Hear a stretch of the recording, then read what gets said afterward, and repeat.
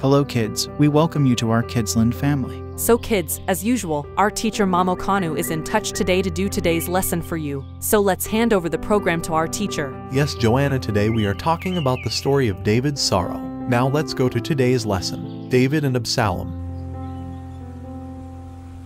David had a very beautiful son named Absalom. From the crown of his head to the soles of his feet there was no fault to be seen in him.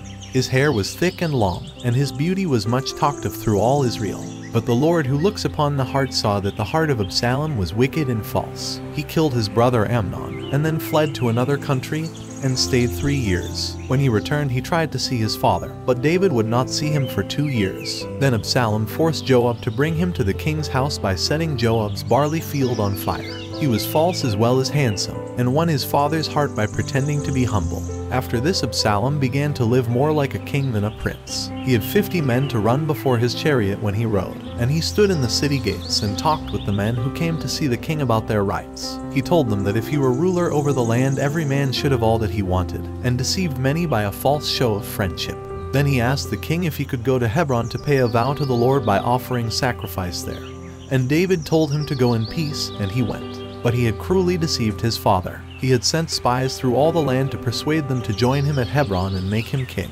He also took 200 men out of Jerusalem to help him, and one of them was David's counselor. They had arranged to have all the people, as soon as they heard anywhere the sound of the trumpet, to cry, "Absalom is king in Hebron." Then it came to the ears of David that his people had been led away by deceit to follow Absalom, and David, who had been fearless before Goliath and before great armies of other nations, was afraid. His heart was broken at the treachery of his son, and he said to his servants, "Arise, and let us flee. Make haste and go, for fear Absalom may come and fight against the city with the sword." His servants were ready to fight for him, but he fled in haste over the brook Kedron and went toward the wilderness, with all of the people of the city with him, until there was a great multitude, and in the midst the priests and the Levites bearing the ark of God. But when David saw this he said, "Carry back the ark of God into the city. If I shall find favor in the eyes of the Lord he will bring me again. Let him do to me as seemeth good to him." So the priests and the Levites returned to the city with the ark of God. It was a sad procession that went over the Mount of Olives led by David, weeping as he went, with his head covered and his feet bare. Some enemies of the house of Saul came out and troubled him by the way, but there was no anger in the heart of David toward any. He believed the hand of the Lord was upon him, and he said, "It may be the Lord will look on mine affliction." Absalom came to Jerusalem, and while he was asking his chief counselor what to do, he was persuaded by a friend of David, who had stayed behind to wait until he had gathered a larger army before he followed after David. This gave him time to send word to David to cross over Jordan before Absalom should overtake him.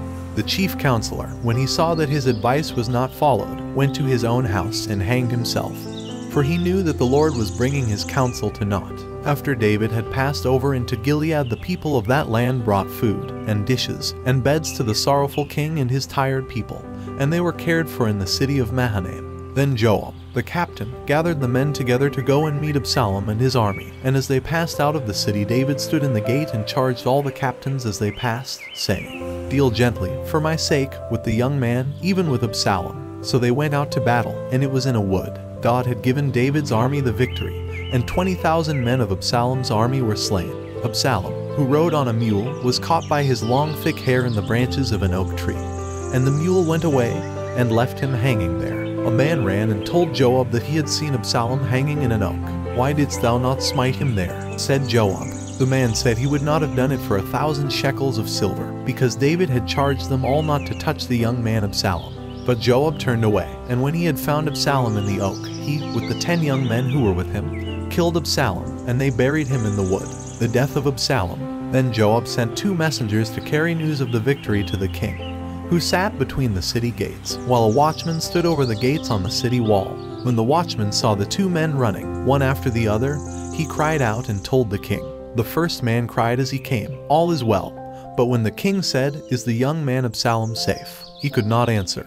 And when the second messenger cried, "Tidings, my lord, the king," again David asked, "Is the young man Absalom safe?" "The enemies of my lord the king and all that rise against thee to do thee hurt be as that young man," said the messenger. Then the king went up to the room over the city gate and wept, and as he went he cried, "O my son Absalom, my son Absalom, would God I had died for thee, O Absalom, my son, my son." David mourning for Absalom. The people who had come back joyful because the enemy had been conquered were distressed by the grief of the king, so that Joab persuaded David to come down to the gate and meet the people.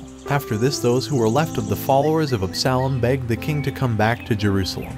And so he came, and thousands came to meet him. He had only forgiving words for those who had injured him, and for Barzillai and the men of Gilead who had fed them and shown them great kindness in the darkest hour of the king's life, and who came a little way on the journey with them. He had grateful words and blessings, and so the king came to his own again. He was now getting to be an old man, and the love of his people made his last days blessed. His warriors said, "Thou shalt go no more out with us to battle, that thou quench not the light of Israel." Once he sinned against the Lord by numbering his people. He wanted to know how many men in his kingdom could bear arms in battle, and he forgot that victory over the enemy was not with the many or the few, but with the Lord, who is the strength of his people. When he saw that he had done wrong, he confessed it and begged for forgiveness. But a pestilence spread over all the land, and came near to Jerusalem, and the angel was stayed by the Lord's hand just over the threshing floor of Araunah. This was the broad flat top of Mount Moriah, where long before Abraham had built an altar on which to offer Isaac. When David saw the angel, he said,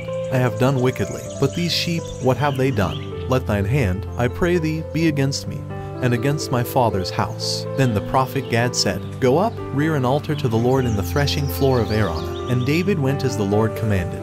When they reached the Mount Araunah, offered David the piece of ground with the oxen for a sacrifice, but he would not take them as a gift. "But I will surely buy it of thee at a price," said David. "Neither will I offer burnt offerings to the Lord my God of that which doth cost me nothing." So he bought the piece of ground and paid for it 600 shekels of gold.